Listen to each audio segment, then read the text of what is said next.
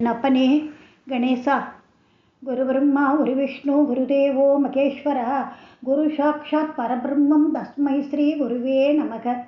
சதாசிவ சமாரம்பாம் சங்கராச்சாரிய மத்தியமாம் அஸ்மத் ஆச்சாரிய பர்யந்தம் வந்தே குரு பரம்பராம். ஹரஹர சங்கர ஜெய ஜெய சங்கர. ஜீவன் முக்தி மகானந்த சாட்சி பூதாய யோகினே மகாஸ்வாமி கனிஷ்டாய சிவாரியாய நமோஸ்துதே சிவாபெரிவா. சிவன் சார் எழுதிய ஏணிப்படிகளில் மாந்தர்கள், அதில் பேஜ் நம்பர் 524. ஊழ்வினை. ஊழ்வினை அப்படின்னாக்க கர்மா, போன ஜென்மத்து கர்மா.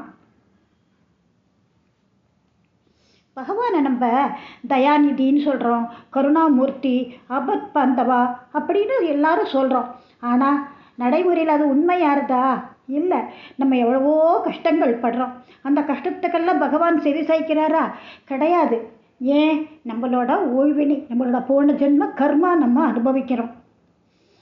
நம்ம யார்கிட்ட பாசத்தை வச்சுருக்கோமோ அவளுடைய உயிரையே சில நேரத்தில் எடுத்துன்னு போயிடுறான். அதுவும் என்ன?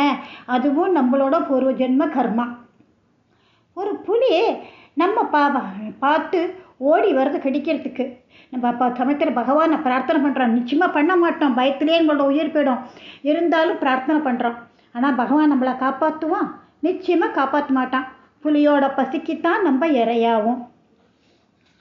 திருடர்கள்லாம் என்ன பண்ணுவா? நம்மளை கட்டி போட்டுட்டு நம்மளோட சாமான்லாம் திருடின்னு போயிடுவா. அப்போ அந்த திருடர்களை பகவான் அடித்து உடச்சி வைட சாமான்னு சொல்கிறானோ? இல்லை, சொல்கிறது கிடையாது. திருட மாட்டில் நம்மளை கட்டி போட்டுட்டு சாமான் எடுத்துன்னு போய்ட்றோம். நம்ம கோவில்களில் பார்க்குறோம் விதவிதமான ஊனங்கள். கை இருக்காது, கால் இருக்காது, காது கேட்காது. அவள்லாம் கோவிலை சுற்றி சுற்றி வருவா. அவளுக்கு நிவர்த்தி கிடைக்கிறதா? கொடுக்கல, நிவர்த்தி கிடைக்கல. ஏன்? அவள் பூர்வ ஜென்மத்து பலன் இந்த ஜென்மத்தில் அனுபவிக்கிறா. கோவில் திருப்பணி செய்கிறா, ரொம்ப ஆறாத துயரத்தில் இருக்கா. அவள்லாம் அவளோட துயரங்கள் தீர்றதா?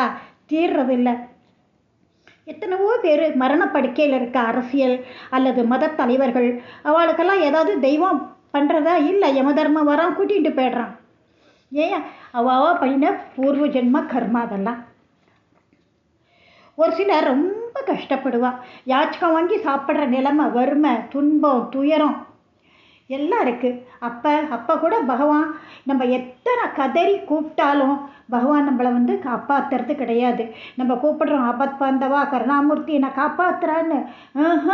கிடையாது. பகவான் செவி சாய்க்கிறதே இல்லை. ஒவ்வொரு ஜென்மாவிலையும் பாவங்களையும், கொடிய பாவங்களையும் படிப்படியாக பெருக்கின்றே வந்துவிடுறான் ஆபத் பாந்தவன்.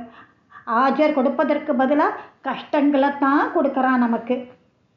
நம்மளோட துயரங்களுக்கு முற்பிறவியோட பாபங்களே காரணம் அப்படின்னு பல பேர் என்னிடம் சொன்னால், இதை நான் சொல்லலை, சிவன் சார் சொல்கிறார், சொல்ல கேட்டிருக்கேன். ஆனால் அதே நபர்கள் மனசு, வாக்கு, செயல் இந்த மூன்றிலையும் பாபங்களை எடுத்துண்டு வருவதையும் நான் பார்த்துன்னு தான் இருக்கேன். இத்தகையவர்கள் எந்த வரிசையில் சேர்ப்பதென்பதே எனக்கு புரியவில்லை. பிறருக்கு ஊழ்வினை நேரும் பொழுது முற்பிறவியின் காரணத்தை கூறி வரும் பெரும்பாலோர் அதே ஊழ்வினைகளால் தாங்கள் துயரங்களுக்கு இலக்காகவும் செய்கிறார்கள். எவரொருவர் பாவங்களை மறந்து பகவானே கதி என்று அமர்ந்து விடுகிறாரோ அவருக்கு எந்த க்ஷணத்திலும் துணை பெறுகிறார் ஆண்டவன். அவளுக்குத்தான் துணை. யார் அப்படிப்பட்டவா? அருணகிரிநாதர் ஒரு கோபுரத்து உச்சியிலேருந்து கீழே விழுந்தார். உடனே முருகன் ஓடி வந்து அவரை காப்பாற்றினார். பட்டினத்தார் கழுகு மரத்தில் ஏற்றி அவரை கொல்ல போகிறார். பரமசிவன் வந்து காப்பாற்றிட்டார். நம்ம அருணகிரிநாதர் மாதிரி கீழே விழுந்து நம்மளோட கை கால் பிடிச்சிட்டு நம்ம என்ன சொல்கிறோம்? நல்ல வேளை உயிர் போகலை, பகவான் காப்பாற்றிட்டான், உயிர் இருக்குது அப்படின்னு சொல்லிடுறோம். ஆனால் அதே மாதிரி நம்மளோட உயிர் போயிடுத்துனாக்கா பகவான் காப்பாற்றிட்டான், உயிர் எடுத்துன்னு போயிட்டான் அப்படின்னு சொல்கிறது இல்லை. நம்ம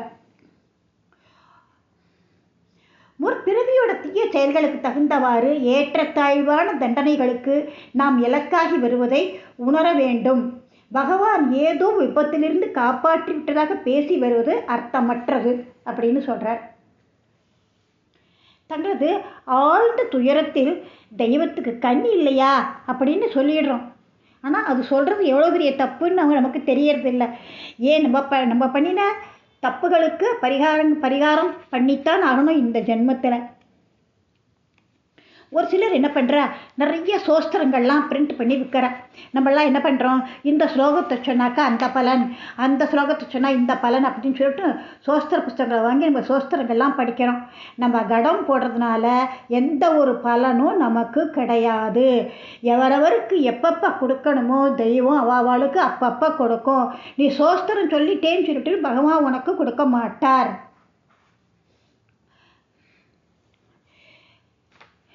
பகவானோ பாபங்களை பிரிவுகளுக்கு அதே க்ஷணத்தில் கொலை நடுங்கும்படியான தண்டனைகளை கொடுத்துருந்தாருனாக்க மறுபிறவியில் நமக்கு இந்த மாதிரி கஷ்டங்கள்லாம் இருக்காது. ஒரு பரம உத்தமனுக்கு ஒருவன் தீங்கு இழைப்பானேயானால் அவனுக்கு அதே பிறவியில் பகவான் தண்டனை அளிக்கிறார். ஏன், ஒரு மகானுக்கு தீங்கிழைக்க யாராலும் முடியாது. எனினும் எவனாவது ஒருவன் தீங்கிழைக்க முயற்சித்தால் அதே கணத்தில் அவன் அந்த விளைவை ஏற்று உடனடியாக நீக்கவும் பெற்றுவிடுகிறான் அவன். நமக்கெல்லாம் அதெல்லாம் கிடையாது. அவரவர்களுக்கு நேர்ந்து வரும் ஆபத்து, துயரம் போன்றவைகள் ஒவ்வொன்றும் அவரவர்களுடைய ஊழ்வினையே, அதாவது கர்மாவே ஆகும் அப்படின்னு நான்லாம் சொல்லலை. ஏணிப்படிகள் மாந்தர்களை எழுதின சிவாசார் சொல்கிறார். நன்றி, வணக்கம்.